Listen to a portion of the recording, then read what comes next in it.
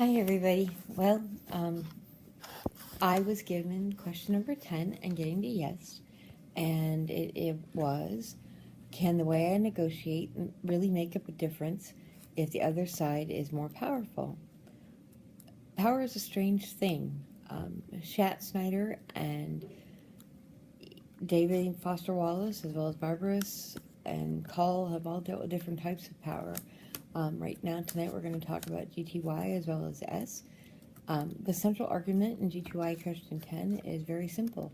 How you negotiate and how you prepare to negotiate can make an enormous influence and difference on the relative strengths and processes overall of negotiation. What is power and how we develop it? How come related to Schatzsnyder? We as a society cannot live without structure and foundations, also known as framework, so we can understand negotiation and work with our problems on a daily basis. How we negotiate and determine power structure is a struggle between our resources, power of knowledge, power of our elites, pulling out to their agendas on top, and the resources of the struggle with power of knowledge to ensure the framing process, proper venue or negotiation process by remembering decisions that need to be made for it's paramount in the decision process. No matter how skilled, there are limits though. You cannot expect success unless you're able to make the other side an offer that they find more attractive than their BATNA, which is also known as their best alternative. Schatzsnyder and GTY are similar in that when it comes to power, it breaks down to how the pie is divided. When we frame the negotiation, we may find the pie or the agenda are divided. We may also find a good relationship or a bad relationship. We need to sometimes spin it or bullshit it and separate the people from the problem, identify the elite's conflict, and attack the negotiation with power head on. Resources are not the same as negotiation power, but they are in the same category. Never ask who's more powerful. You're only asking for problems and immediate conflict if you do that. Sources of power? Well, you've got your BATNA, you've got people, you have interests.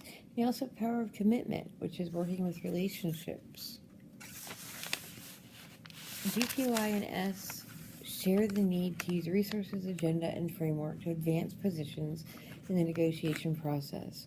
But we also need to remember, power does not always mean the biggest, toughest person in the group. We need to clarify what we want the party and parties to do. We need to guide and place a foundation and framework for both Schatzsnyder and GTY framework to work, and remember your potential power is just that, potential. You need to believe what you're talking about. Schatzsnyder analytical framework, though, may limit the scope of an actual decision-making issue. He uses the elites with conflict to manipulate and dominate community values, political procedures, institutions, etc. Schatzsnyder and GTI both show that we need to remember reframing conflicts is critical in the negotiation and political process. Schatzsnyder teaches that the scope of conflict depends on our approach to adjusting the conflict itself. GTY is more negotiation. It is not in conflict positions, but in the needs and desires and the wants and the fears, separation people from the problem and focusing on interests. We have to go to the true question, and we have to go to the base issue in a negotiation we need to be sure to adjust and remember everything stretches to the top. Question 10, in my opinion, was a good question. It showed us that power isn't always power.